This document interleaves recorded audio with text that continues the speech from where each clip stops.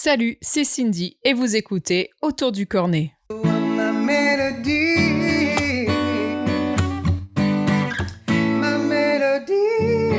non.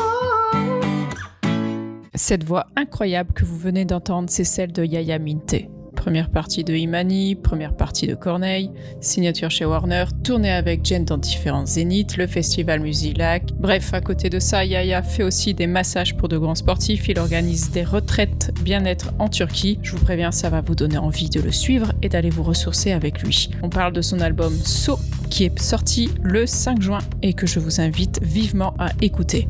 On parle de la provocation du destin, de ne pas attendre que des choses ou des signes arrivent. Nous, on attend Dieu et Dieu nous attend, comme il le dit si bien. Yaya est très attaché au live et après l'avoir entendu en guitare-voix, je vous garantis qu'il faut vivre la musique avec lui.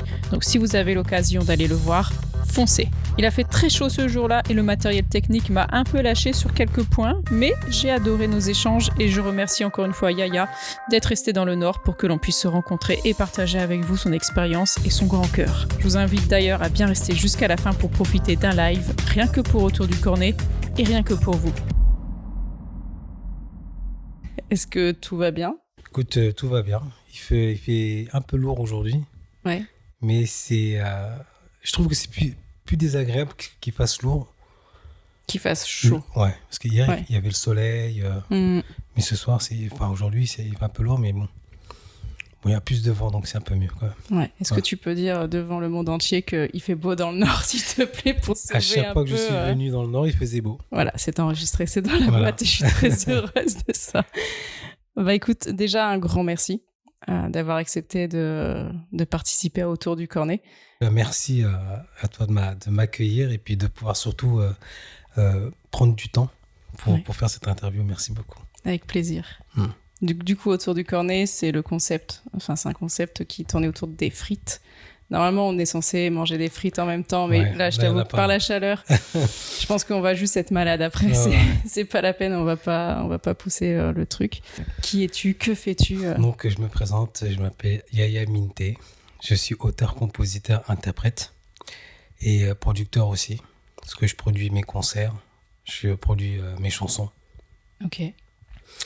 Et la musique, c'est dans mon cœur, dans mon âme. Et j'ai toujours, je vais pas dire que j'ai toujours voulu faire ça. Je vais dire que je l'ai toujours eu en moi.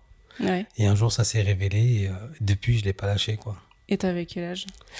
J'ai commencé tard. Parce que j'ai commencé, j'avais, je sais pas, 17 ans, 18 ans, mais sérieusement, quoi. Mais avant ça, je chantais toujours, mais pour m'amuser, comme chaque personne chante dans sa salle de bain ou choses comme ça. Ouais, après, il y a les chanteurs de salle de bain et les chanteurs de salle de bain quand même. Parce que... on devient d'abord chanteur de salle de bain.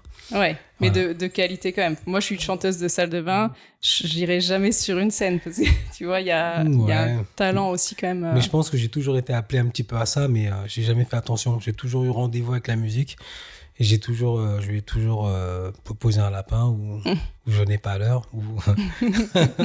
Et un jour, je suis arrivé à l'heure et je ne l'ai plus jamais lâché, on va dire. Trop cool. On va dire ça s'est passé de cette manière. Et du coup, le contexte, tu saurais en dire un peu plus sur... T'as eu un déclic, comment ça s'est passé ? Moi, j'ai toujours écrit des poèmes, par exemple. J'ai toujours écrit des poèmes depuis que j'ai 12-13 ans. J'écrivais des poèmes. Je créais des chansons, mais comme ça, quoi. Je me suis rendu compte des années après, quand je me suis remémoré, quand j'étais plus jeune, je me dis, mais en fait, j'avais commencé depuis longtemps. Ouais. Je composais pour m'amuser, je faisais des choses comme ça, quoi. Et j'ai été autodidacte, donc je jouais pas d'instrument, c'était vraiment dans ma tête.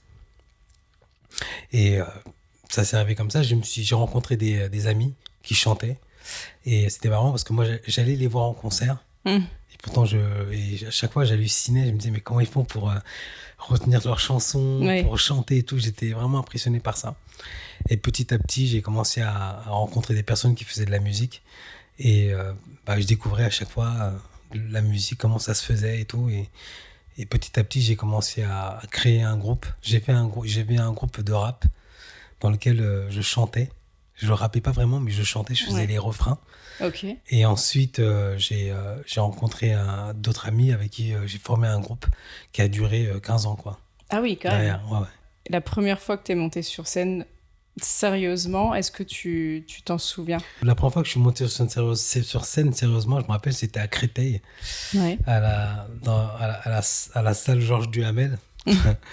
Et c'était un concours de chant. Ok.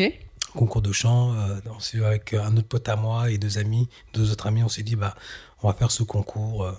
Et moi, je voulais pas à la base, ça m'intéressait pas, quoi. Et puis, c'est un ami à moi qui m'a entendu chanter un jour Stand By Me chez moi. Il a dit, mais attends, c'est toi qui chantes?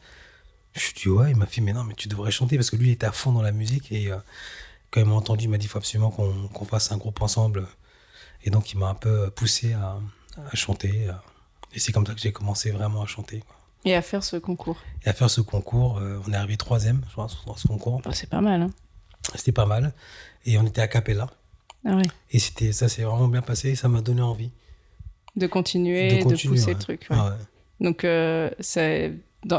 quand t'avais plus ou moins 17 ans, du coup, à ce Ouais, à moment-là, peu près, ou un peu après À ou- peu près 17, 16, 17, 17, ouais. Ok, tu t'es dit, je veux chanter ou je veux jouer de la musique Je veux chanter. Chanter. Avec ça, je me suis dit, ça donne trop envie de chanter. J'ai commencé à prendre un peu plus au sérieux, c'est-à-dire que avant, quand je chantais une chanson, je me posais pas de questions. Là, j'ai commencé à me poser des questions, à me dire, attends, est-ce que je le fais bien? À me centrer un peu là-dessus, quoi. Ouais. C'était assez spécial, quoi. Du coup, après, t'es parti plus sur, on va dire, de la technique. Parce que dans le chant, t'as des techniques de respiration, Ouais, mais etc. même pas, en fait. J'ai même pas pensé à la technique. J'ai pensé vraiment à refaire ce que j'entendais. J'entendais des chansons de Michael Jackson. Je me disais, je vais essayer de refaire une chanson. J'apprenais des chansons. Mais j'ai pas vraiment appris comme ça, quoi. Et est-ce que tu te disais, ok, ce type de chanson, je peux les gérer avec ma voix, ce type-là un peu moins, ou juste Non, t'essayes et juste puis ce t'y que vas. j'aimais. Je chantais ce que j'aimais. Et ça allait, tout se passait bien. Et ça se passait bien. Parce que je pense que j'avais encore ma voix, j'avais une voix assez aiguë. Ouais. Donc j'arrivais à faire pas mal de choses, quoi. Bon, Ouais. j'arrive toujours, mais Faut pour forcer commencer, un peu plus. au début, je forçais un petit peu. Ouais. Mais après, j'ai commencé petit à petit à comprendre ce qu'était la voix et comprendre ce qu'était ma voix, quoi.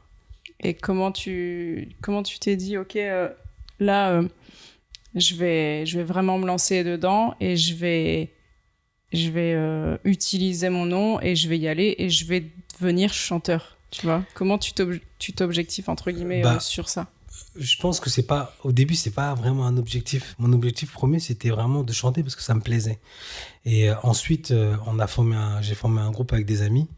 Et avec ce groupe, on a commencé à chanter dans la rue, mais pour s'amuser, quoi.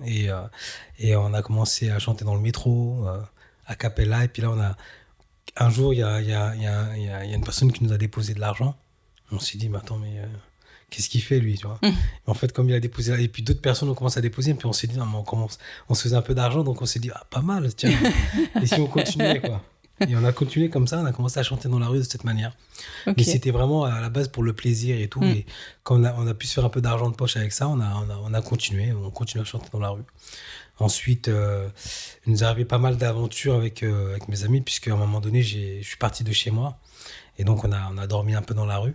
Ok. Et donc, on a commencé à chanter pour pouvoir vivre. Hmm. Et ça s'est transformé de cette manière.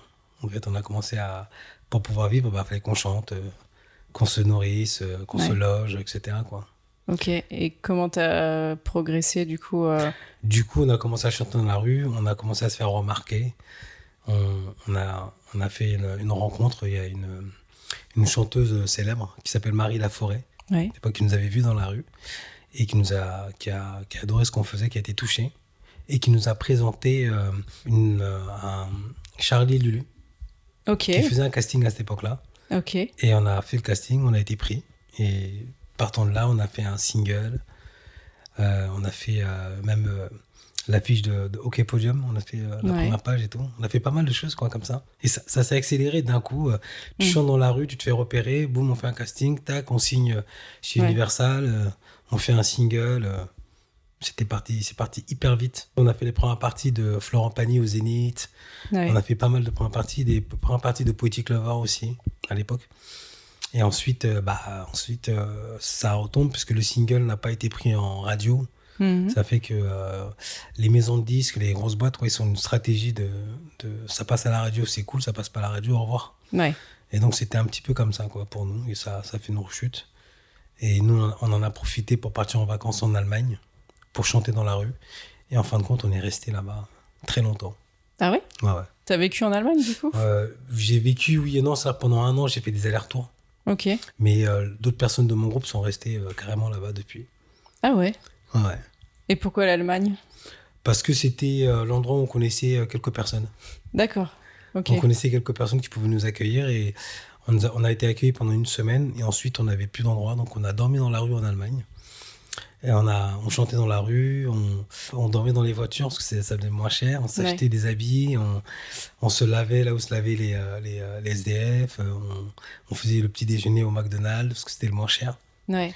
Et bref, on avait commencé une vie un peu, je sais pas si on va appeler une vie de bohème ou de vagabond, j'en sais rien.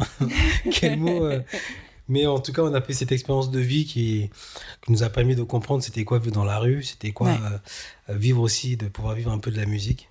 Parce que c'est la musique qui nous faisait vivre.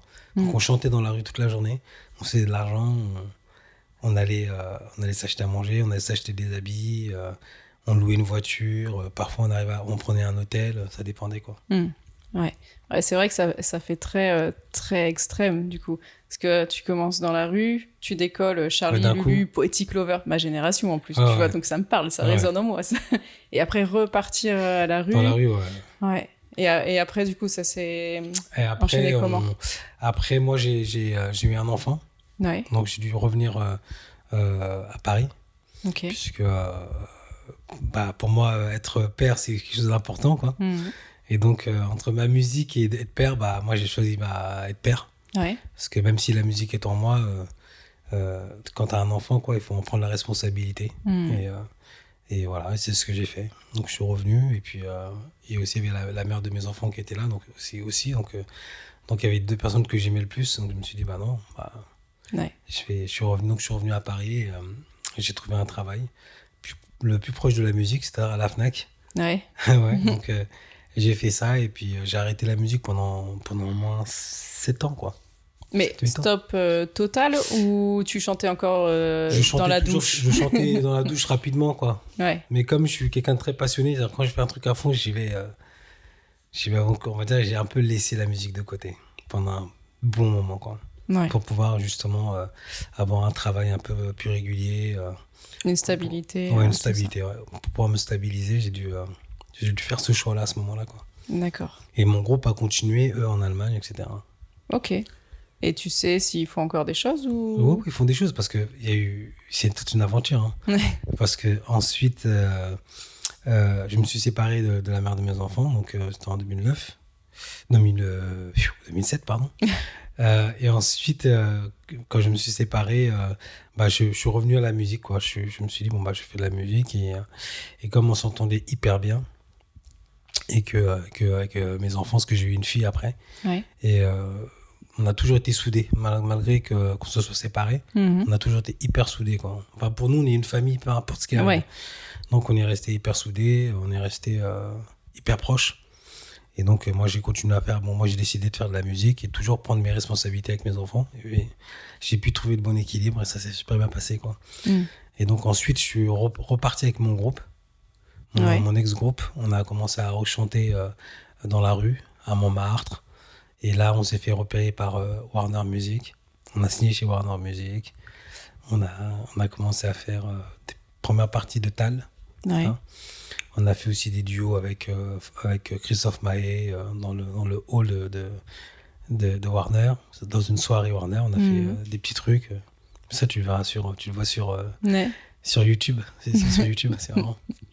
Et après, on a fait C'est à vous. On a fait des émissions comme ça avec le groupe. On a fait le Tour de France, une étape du Tour de France. On a fait une collaboration avec Gulli. On a fait pas mal de choses comme ça. Bah ouais, carrément. Mais ça n'a jamais vraiment explosé, quoi. Ouais. Ça n'a jamais explosé parce que c'est pareil, c'est encore les radios qui donnent le là. Et puis, parfois, les maisons de disques, elles ont un positionnement comme ça, quoi. Elles ne vont pas plus loin avec certains artistes. Et c'est comme ça. Ensuite, le groupe, on s'est séparés. Entre-temps, moi, j'avais fait la première partie de Imani, chanteuse Ok. Imani à l'Olympia. On m'a proposé de faire la première partie, et donc je l'ai fait. Et puis ensuite, le groupe, on s'est séparés. Et de là, je me suis dit, bah tiens, je vais faire mes chansons comme j'ai toujours créé en fait chez moi. Mhm. Et là, j'ai décidé de présenter mes chansons. Et de là, j'ai eu une proposition par le label Thingzik. Ok. Le label qui était un des premiers labels de Ayo, de Imani, Fada Freddy, comme les artistes qui sont connus, quoi. Ouais. Et ensuite, j'ai signé chez eux, j'ai enregistré mon album. Ensuite, j'ai fait une tournée avec des premières parties de Jane. Ouais. J'ai fait pas mal de zénith, d'arena avec elle. J'ai fait Tikenja Fakoli, aussi Ouais. les premières parties de Tikenja. J'ai fait une première partie de Corneille aussi. Trop cool. J'ai fait le festival Musilac. Ouais. Qui était fou parce que j'ai fait l'ouverture, Mm. donc c'était fou quoi. Guitare-voix, c'était vraiment top. Et donc j'ai fait pas mal de petites choses comme ça. J'ai fait un concert au New Morning, j'ai fait des concerts au Sunset, mais ça c'est à Paris. Ouais. Et ensuite il y a eu le Covid, Ouais. qui a un peu tout chamboulé. Mm. Et après le Covid, il fallait reprendre l'album, etc. Et entre-temps, il y a la mère de mes enfants qui est tombée gravement malade. Donc j'ai continué à enregistrer l'album. Ensuite, la mère de mes enfants nous a quittés. Ok. Et ensuite, j'ai continué à finir ce qui restait de l'album. On a fait le mix de l'album. Ensuite, j'ai décidé de quitter mon label. Parce que j'avais vraiment envie de prendre mon indépendance. Et puis, plein d'autres choses que je pourrais pas trop expliquer. C'est un peu long. Ouais. Mais voilà, on s'est quitté en donnant comment on appelle ça? En bon terme. En bons termes. On s'est quitté en bons termes, et c'était très bien. Et donc j'ai repris l'album, et donc là j'ai décidé de créer mon label, j'ai fait mon label, et je me suis dit autant me tromper avec mes propres erreurs. Donc, et là je me suis décidé de faire mon propre label. Donc c'était pas facile, on m'a dit que c'était compliqué, qu'il fallait pas que je le fasse, que c'était dur, que c'était... Et puis en fait, moi je m'écoute moi d'abord. Mm. Si je me trompe, mais je préfère y aller, quoi. Ouais, Je préfère y aller et me donner les moyens, quoi. Ouais, mais je suis d'accord. Il y a que ceux qui font rien qui se trompent pas, de toute façon. Et se tromper, c'est apprendre. Exactement. Donc, Et puis un jour, quand j'ai fait un concert, je fais une première partie de Tikenja, il a dit, il y a une de ses chansons où il dit « Nous, on attend Dieu et Dieu nous attend ». Et quand il a dit ça, je me suis dit « Mais c'est clair, quoi. Je peux pas... » Parce que souvent, on a tendance à se dire « Ouais, bon, bah, je vais attendre qu'il y ait un signe. » Ou bien « Je vais attendre qu'il se passe ceci pour faire cela. » Je vais attendre qu'ils me disent ça pour...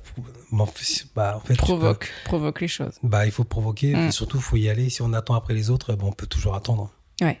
Donc voilà, et donc j'ai décidé de me prendre en main, de créer mon label, de faire ma promotion moi-même, de tout faire moi-même. Et ça t'a fait peur ? Un petit peu de stress avec ça ? J'ai pas eu peur de le faire, parce que je suis un peu un kamikaze parfois. J'y vais, et après, une fois que je suis dedans, je me dis, voilà, je me débrouille, quoi. Je me débrouille. J'ai eu beaucoup de chance parce que j'étais entouré de bonnes personnes. J'ai trouvé une chef de projet qui s'appelle Dilek, avec qui je travaille. Donc, tout ce qui est administratif, tout ce qui est organisation, elle s'occupe de pas mal de choses, quoi. Parce que sinon, c'est pas possible.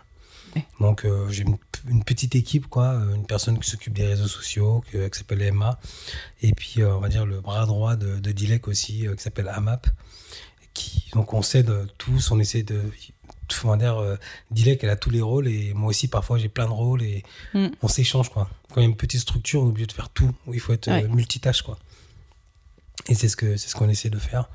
Et j'ai aussi été soutenu par énormément de personnes autour de moi, même financièrement, pour pouvoir tenir la baraque, quoi. Sinon c'était compliqué, quoi. Ouais, et justement, qu'est-ce qui est le plus compliqué quand tu te lances... Quand tu lances ton propre label comme ça, parce que déjà, tu vois, pour mettre un peu les choses dans l'ordre, parce que là c'est un peu fouillis, mais quand t'entends les artistes, on va rester sur la chanson, qui se lancent en indépendant, déjà là tu sens que ça cravache, qu'il y a un taf de fou. Comme tu dis que t'as des rôles multicasquettes parce que tu dois être sur tous les fronts, les réseaux, le chant, la production, enfin absolument tout. Et en plus de ça, toi, t'as ta casquette d'artiste, mais aussi tu crées ton label. Donc c'est double projet au final. Ouais, c'est vrai que c'est très compliqué parce que tu as moins d'espace, par exemple dans tes créations, tu as moins d'espace pour la musique. Donc c'est sûr que c'est pas simple. Mais le plus difficile, je pense que c'est financièrement. C'est pouvoir, parce que la première année, c'est très dur d'avoir des subventions parce que t'es pas éligible sur pas mal de choses. Donc c'était le plus dur, je pense que c'était financièrement. Bon, ça l'est toujours, hein, ça l'est toujours. Ça dépend des mois, mais c'est surtout ça, quoi. Après, il faut, parce que pour pouvoir avoir un attaché de presse, il faut payer. Pour pouvoir produire des concerts, il faut payer. Donc c'est ce que j'ai fait. J'ai produit les concerts, les 2 premiers concerts, un au Badaboum et un autre Café de la Danse. J'ai eu de la chance parce qu'on a réussi à le remplir, le Café de la Danse. Et là, j'en fais un prochain aussi que je vais produire le 4 juin. Au 360. Au 360 Factory, ouais. Ouais, j'ai vu passer. Ouais. Donc, bon, tu seras à Lille, donc tu pourras pas. Non, je pourrais pas. mais bon, j'essaie de produire le live parce que je pense que c'est sur ça que je m'appuie vachement, quoi, sur mon live. Parce qu'aujourd'hui, les streamings, les trucs comme ça, c'est très compliqué quand t'es pas connu, très compliqué quand tu fais pas de radio, voilà, quoi. Sinon il faut avoir un matraquage intensif sur les réseaux, et pour ça pareil, il faut financer un petit peu, il faut payer tout ça, quoi. Donc le plus compliqué, c'est financièrement, quoi. Après, il faut être structuré, organisé, il faut pas lâcher l'affaire, quoi. Il faut continuer. Il faut rester humble, quoi, dans le sens où faut pas vouloir tout de suite les gros trucs, il faut y aller petit à petit, pas à pas, pour pouvoir avoir accès à peut-être à des médias, à certaines choses, quoi. Ok, et du coup, là, t'as un objectif quand même d'essayer de passer en radio ? C'est toujours compliqué de passer en radio, donc évidemment, on va travailler avec des attachés de presse qui vont essayer de nous avoir quelques radios si c'est possible. Ce qui est toujours possible, parce qu'on ne sait jamais, il faut juste avoir un programmateur ou des personnes qui travaillent en radio qui aiment bien écouter les musiques, qui ne sont pas branchés sur le nombre de followers, choses comme ça, quoi. Mais qui sont plutôt branchés sur la musique. Et là, ça devient intéressant. C'est des personnes qui sont encore à l'écoute de la musique, qui sont encore amoureux de la musique. Parce que c'est vrai qu'il y en a beaucoup qui sont amoureux des chiffres, quoi. Et malheureusement, bon, je sais pas si c'est une bonne stratégie, j'en sais rien. Je suis pas à leur place, mais en tout cas, pour nous, les artistes, c'est sûr que c'est mieux de nous écouter au lieu de regarder nos followers, quoi. Ouais, de toute façon, c'est très... on est... comment dire, dans un mood où on est tous, quand on se lance en tout cas dans quelque chose, on pense à l'algorithme à un moment. Oui, c'est normal. On se dit, qu'est-ce que ça va donner ? Il n'y a que X personnes qui me suivent. Je trouve qu'il y a toujours cette petite pensée qui est là. Mais malheureusement, j'ai l'impression que ça se fait beaucoup par les réseaux, en fait. Oui, il y a beaucoup de choses qui se font par les réseaux, mais je trouve aussi qu'il y a beaucoup de choses qui se font par le live.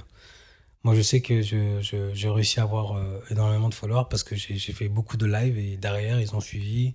Quand je fais des concerts, je prends des mails, on envoie des mails, ils répondent. Mais bon, ça fait partie aujourd'hui des stratégies à développer. Ouais. Donc, moi, je mise sur le live parce que c'est de la musique vivante et que les gens peuvent venir voir en réalité ce qui se passe, quoi.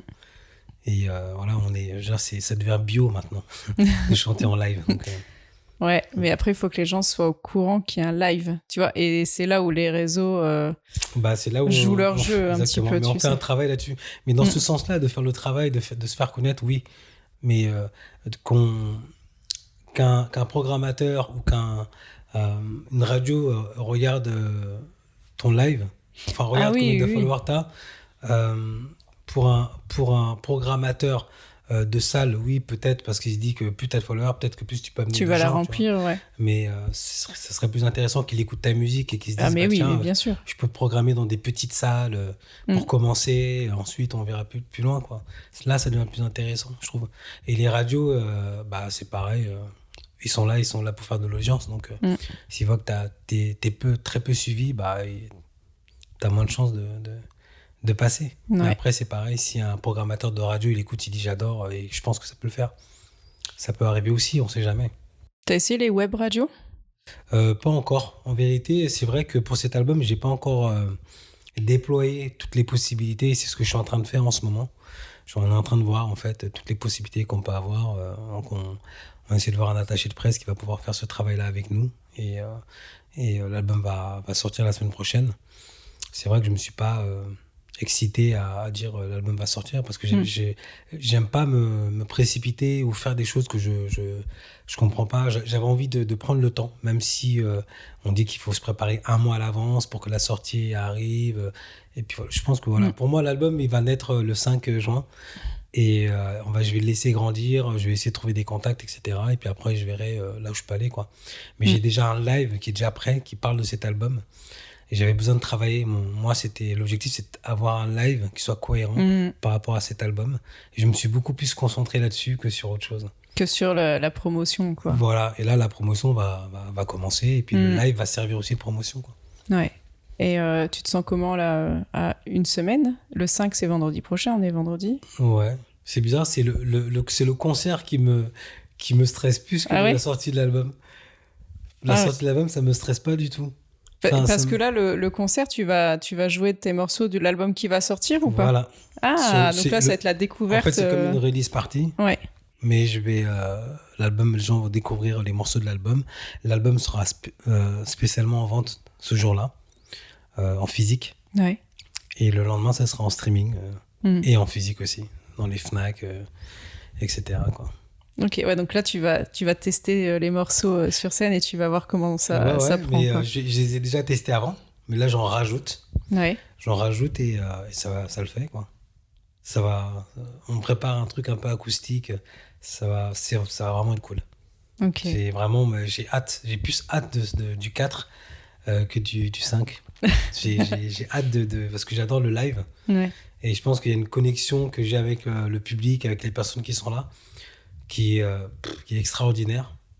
Et j'adore vivre ce moment-là parce que pour moi, c'est toujours un souvenir que je crée avec toutes les personnes qui sont là. Et ça, c'est dans ma tête, c'est dans moi, c'est dans mon âme, quoi. Et moi, je me rappelle de tous mes concerts pratiquement.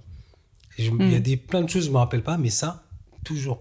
Et des fois, il y a des visages dont je me rappelle. Je dis, ouais, c'est tel concert, il y avait telle personne. Je sais pas, c'est pour ça que j'ai hâte du 4 juin. Tu m'étonnes. Mais la sortie de l'album, ça va sortir. J'ai pas spécialement une émotion spéciale ça va pas me... Ça va pas te chambouler plus que ça, quoi. Non, ça va pas me chambouler plus que ça. C'est plus le live qui va me chambouler.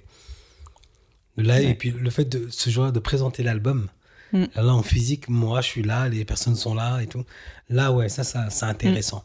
Mais quand ça sort en streaming, les gens qui sont chez eux, je les capte pas à ce moment-là. Non. Je suis pas avec eux.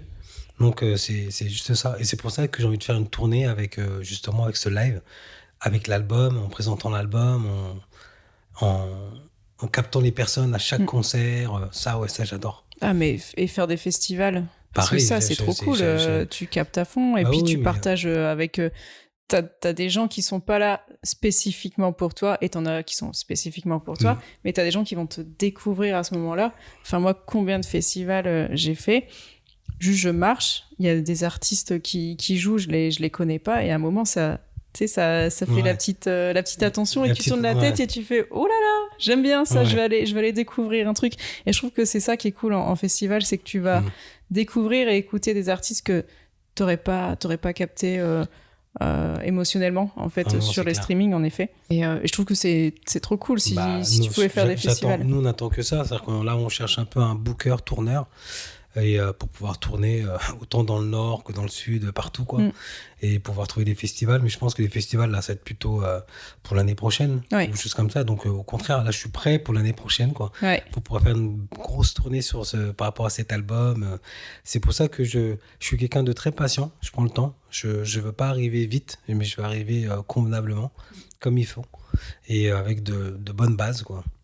Et donc, c'est pour ça que même les musiciens avec qui je travaille, je leur ai toujours dit, voilà, moi je prends mon temps, on avance petit à petit, mais ce que je dis, je le fais, quoi. Ce que je dis, je le fais, et il faut pas être pressé.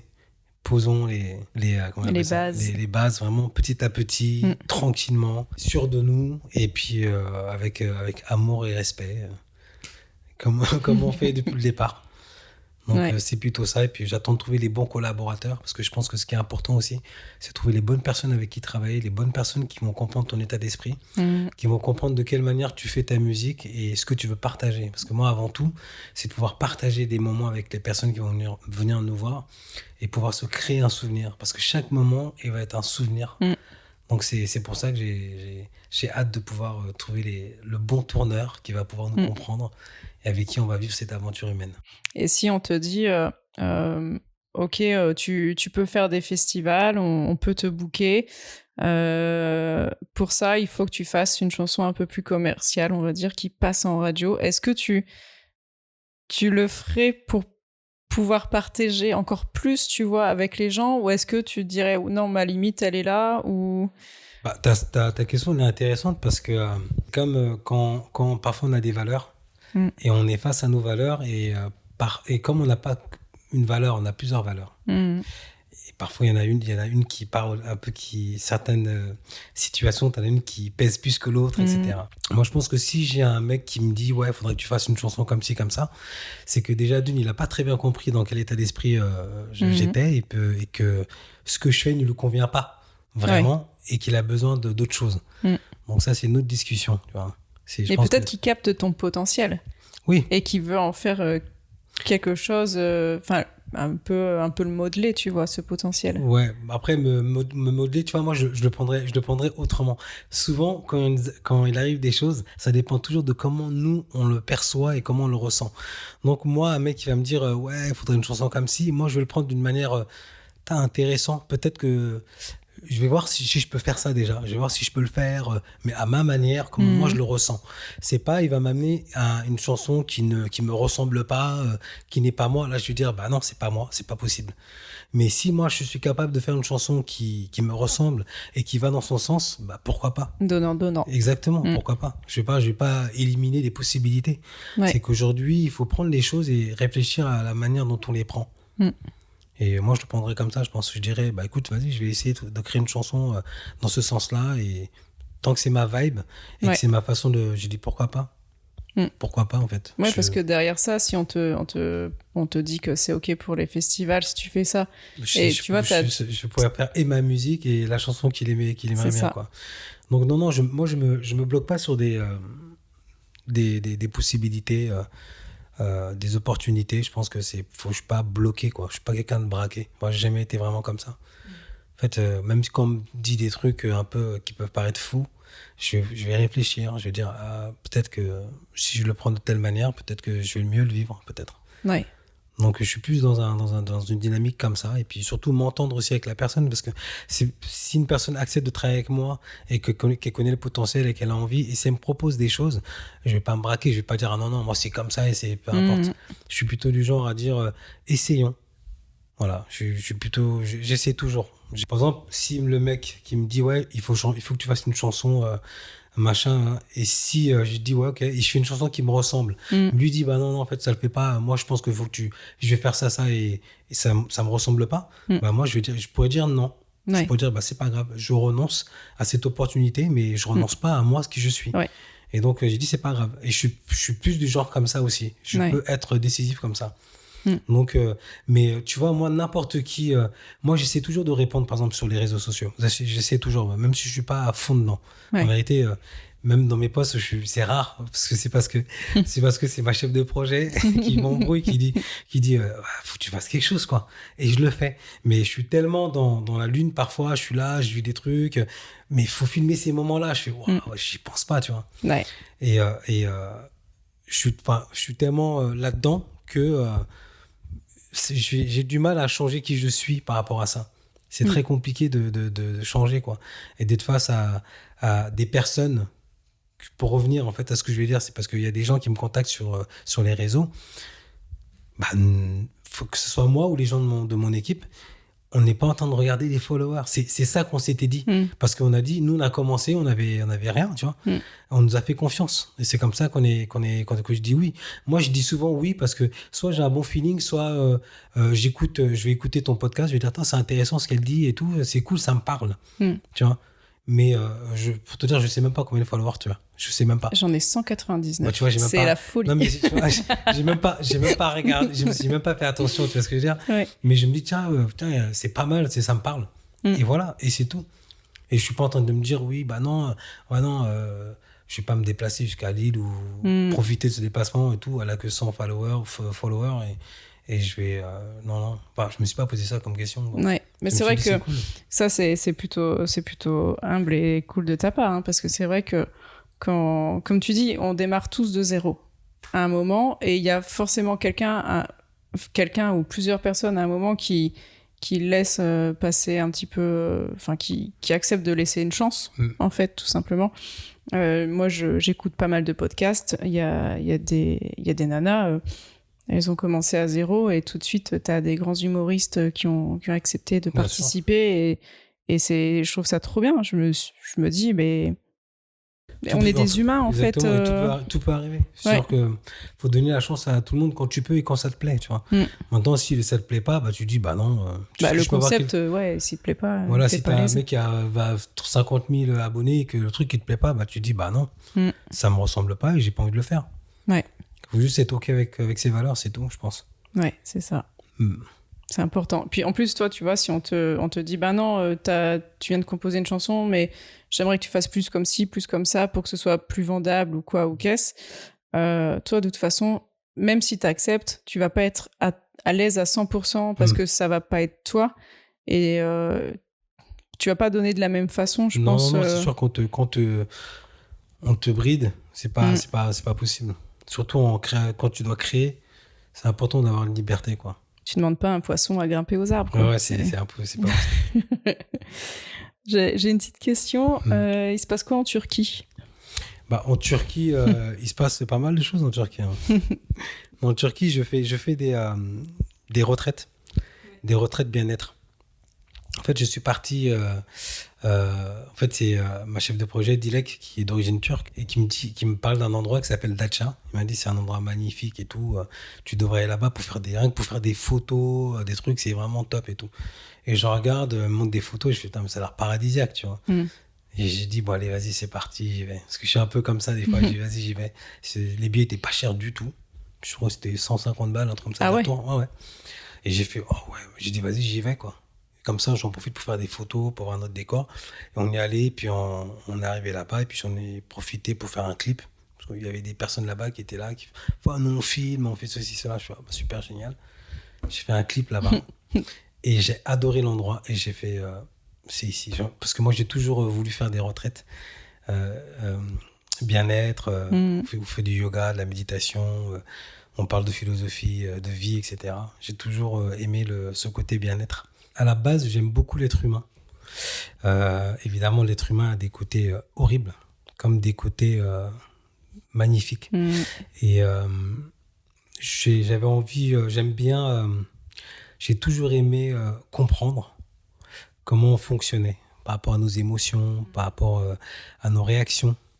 Et donc, je me suis dit, bon, bah, la première chose, c'était d'abord de me connaître moi, de me comprendre et d'essayer de m'améliorer. En fait, en tant qu'être humain, quoi. Et en essayant de m'améliorer, bah, je découvre pas mal de choses et ma façon d'observer les autres a changé aussi.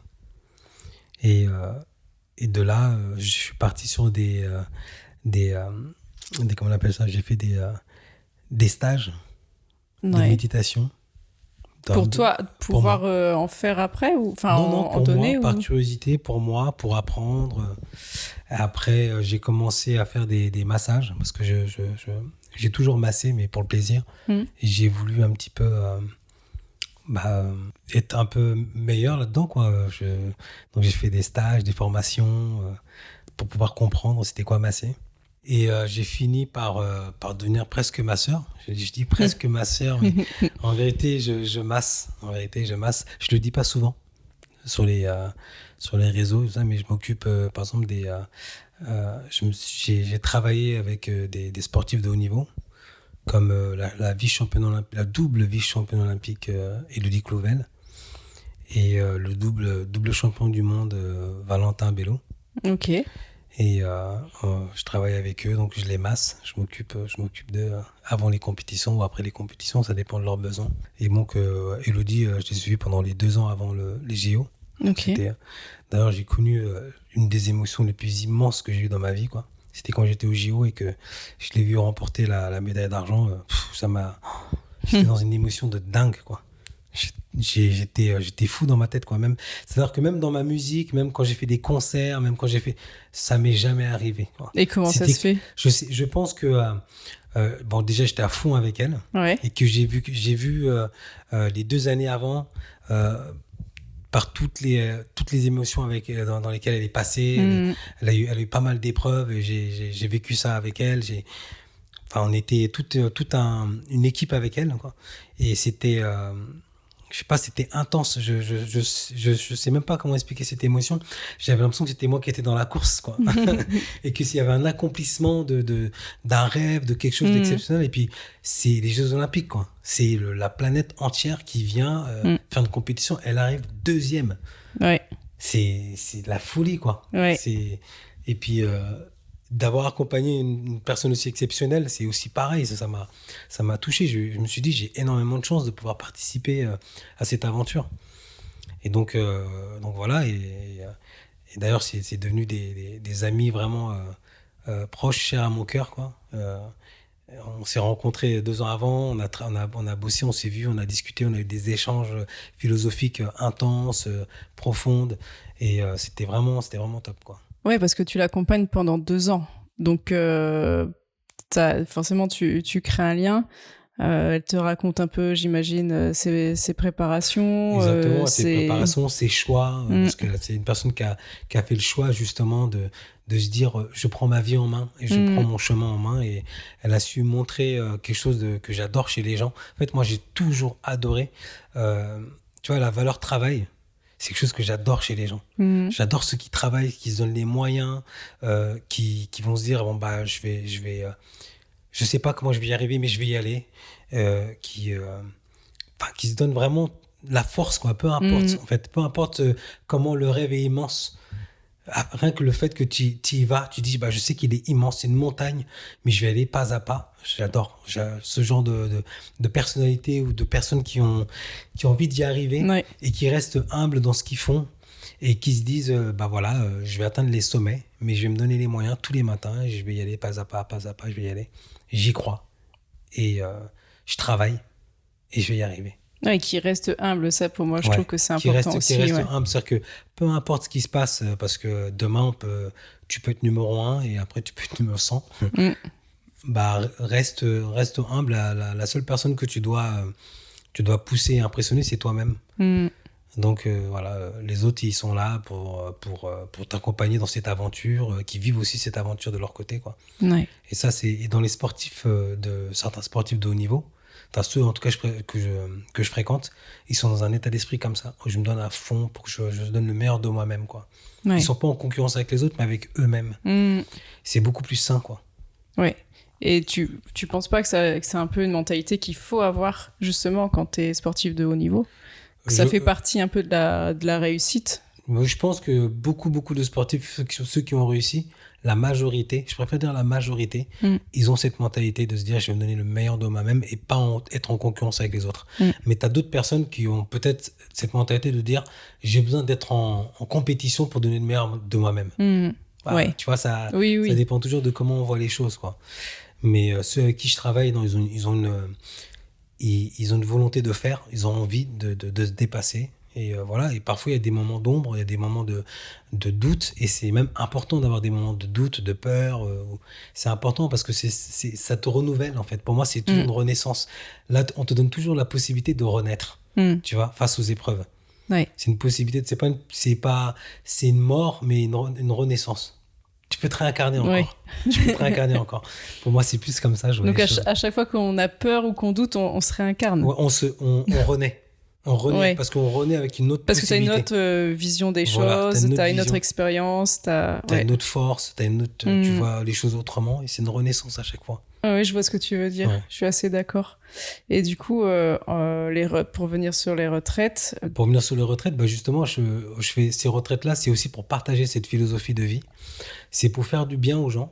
C'est pour que les personnes qui sont toute l'année en train de bosser ou toute l'année en train enfin, faire des dépressions, des choses des maladies qu'on voit pas, en fait, ou bien qui sont seuls, qui peuvent se sentir seuls dans leur vie, etc. Et j'avais envie de créer cette retraite pour tous ces genres de personnes, quoi. Et aussi je m'occupe aussi, entre parenthèses, pour les massages des gens qui sortent de cancer ou qui sont en plein cancer. Je fais aussi des massages pour ces personnes-là aussi. Et c'est vrai que je fais pas de publicité beaucoup là-dessus parce que moi, c'est la musique d'abord. Mais c'est une passion que j'ai de l'être humain et de pouvoir essayer de s'améliorer et de s'aider parce que je pense que pour changer le monde, on a l'impression que tu peux pas changer une guerre qui se passe à l'autre bout du monde, mais en vérité, si je commence déjà moi à changer et à faire changer les gens autour de moi, ça peut être une maladie qui peut guérir énormément de personnes, quoi. C'est-à-dire que la maladie de je veux être bien moi-même et je veux faire du bien autour de moi. Si on peut appeler ça une maladie, quoi. Bah, En tout cas, oui, non, c'est pas, c'est pas vraiment une maladie, ouais. mais Si on a envie de partager ça, ça peut être quelque chose qui peut être comment on dit ça ? Ça se diffuse, ça se partage, Ouais, c'est comme le sourire. On dit toujours que quand tu souris à quelqu'un, cette personne, même si elle a tiré la gueule, elle va peut-être sourire à une autre personne et refaire sourire une autre personne. Exactement, c'est exactement. C'est un peu l'effet boule de neige, mais en positif, quoi. Exactement, ça peut se propager de cette manière et c'est ce que j'essaie de faire en fait avec ces retraites. Et donc il y a des personnes qui viennent pour se ressourcer, pour couper de leur boulot qui est intensif, d'autres personnes qui sont en sorte de dépression, qui puissent voir autre chose et voir que la vie elle peut être vue d'une autre manière. Parce que on dit toujours les gens qui sont en dépression, motive-toi, non, mais ça n'a rien à voir avec la motivation en fait. C'est juste, c'est une flamme qu'on doit rallumer chez nous. Ouais. Et qu'on ne sait pas comment la rallumer. Parce que l'eau est on est envahi d'eau et on ne sait pas comment la mettre sous l'eau, tu vois. Ouais. C'est pas un truc comme ça, quoi. C'est pas possible. Oui. C'est la dépression. Beaucoup de gens pensent qu'en effet, comme tu dis, il suffit de se remettre un coup de motivation ou quoi au caisse, alors que non. Enfin, il y a vraiment quelque chose qui se passe dans le cerveau. Il faut faire renaître quelque chose. Il faut rallumer quelque chose et ça peut être un moment que tu vis qui te rallume une flamme, ça peut être des mots qu'on te dit, ça peut être des choses comme ça, mais il y a que comme ça qu'on peut essayer de guérir de ça. Et donc on fait du yoga tous les matins, on fait une sorte de mini croisière en bateau, on va nager dans la mer. C'est trop cool. Ouais. Et puis on découvre aussi la nourriture que moi j'adore manger et j'adore goûter les plats et tout, c'est super bon, c'est hyper sain. Enfin bref, j'adore faire les retraites dans cet endroit-là, puisque c'est un endroit assez spécial, parce que c'est une presqu'île qui est d'une beauté incroyable, et les gens, ils ont une âme incroyable là-bas. Ils sont vraiment d'une zénitude, ils sont accueillants, Moi, j'ai adoré cet endroit. C'est vraiment, et puis j'adore toujours cet endroit, et dès que je peux y aller, j'y vais. Genre, de toute façon, je fais 2 retraites par an. Ouais, la prochaine, c'est septembre ou octobre, c'est ça? Fin septembre, début octobre. Ouais. Genre, je fais en mai et en octobre parce que c'est les mois où il n'y a pas de touristes.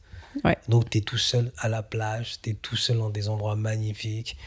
Et voilà, c'est pour ça que...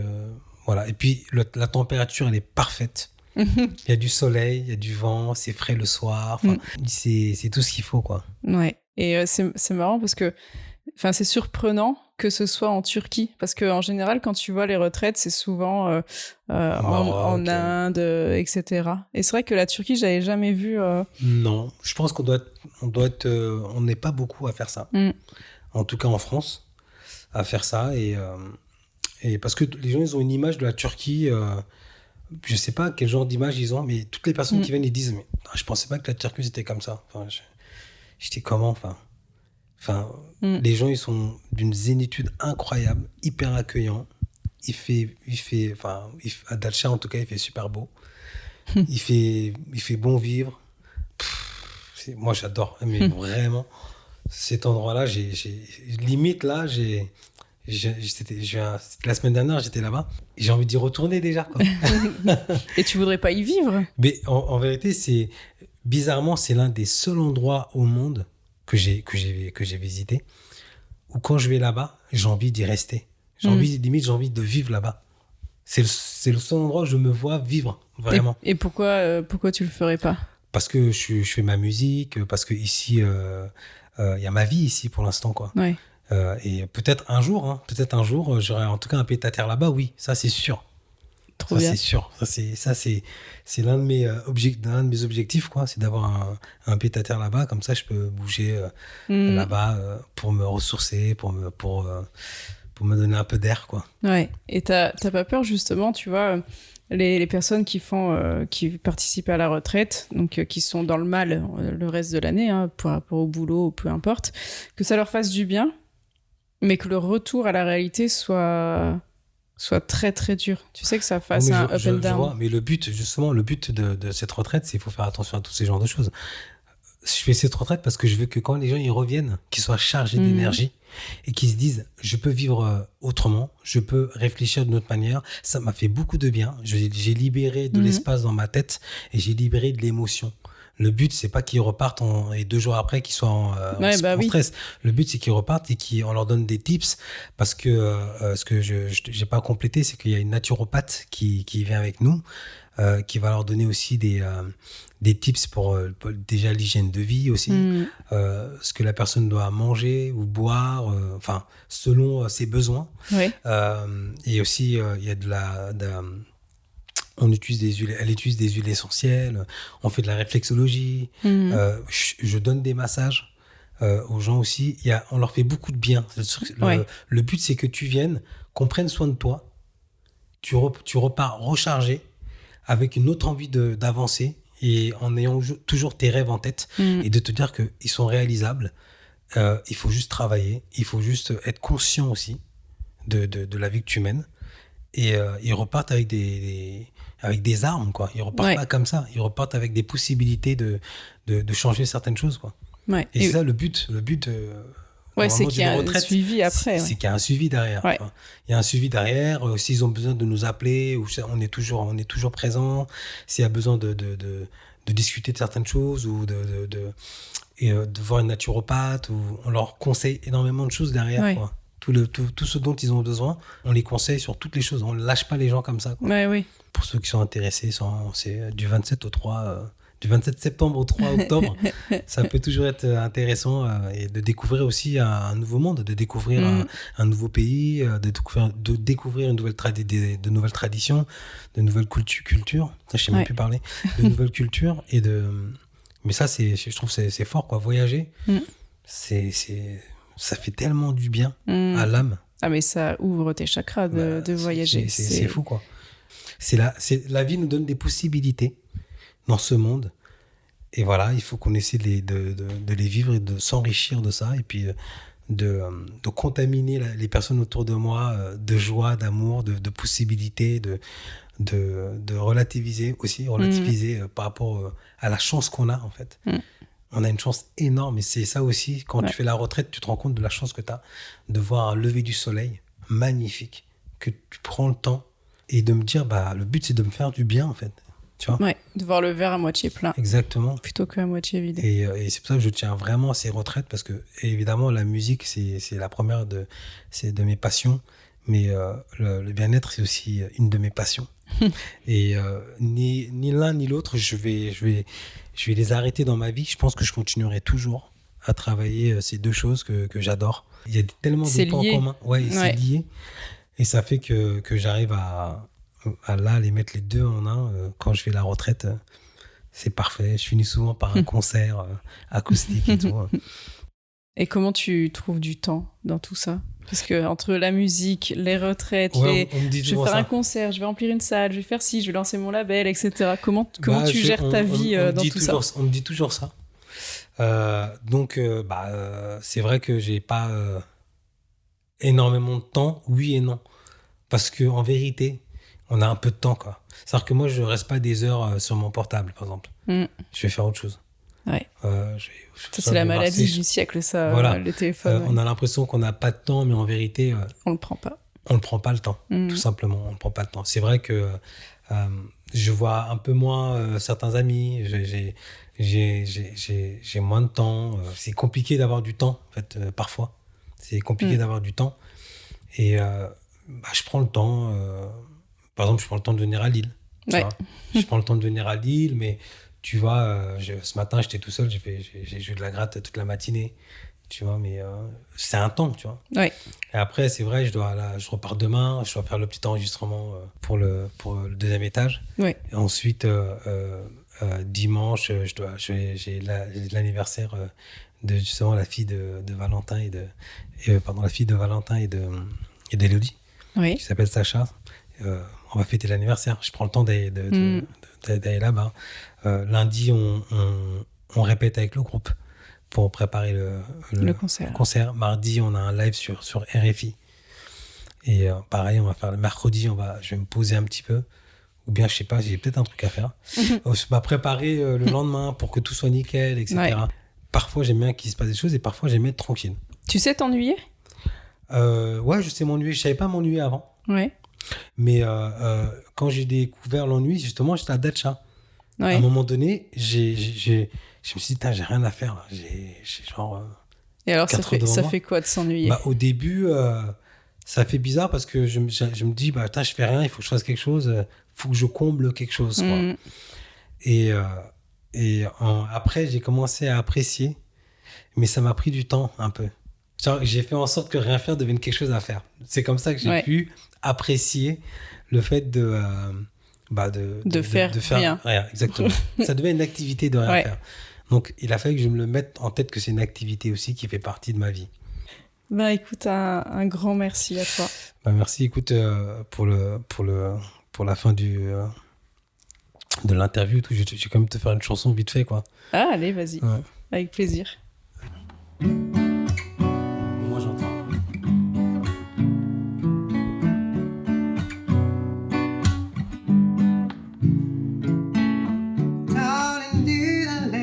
You know how much my heart it needs you close. It starts to sing when you're near. I'm so in love with you, my dear.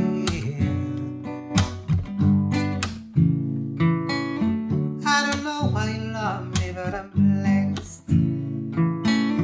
Nothing more.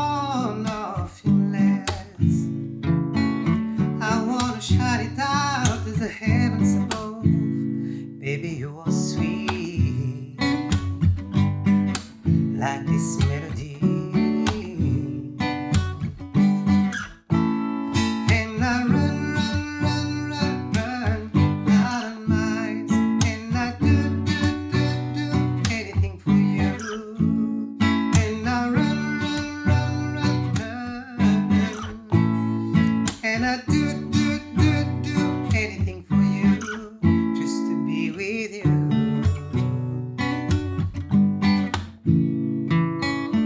I don't know where I am and you begin. I'm so enchanted by the love we're living in. I thank the Lord for you by my side. What I feel for you, girl, I struggle to describe.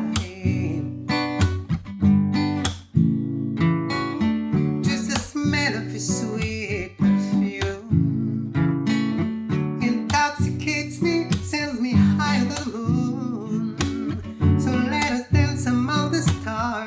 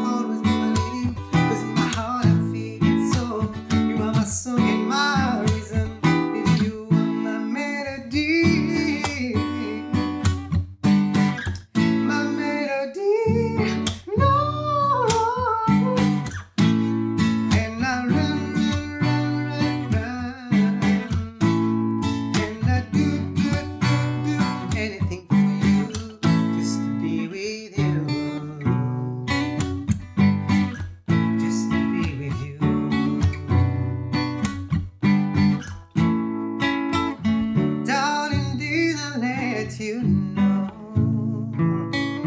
how much my heart it needs you close. It started to sing when you are near. I'm so in love. I'm so in love with you. With you, my dear. Yes. Canon.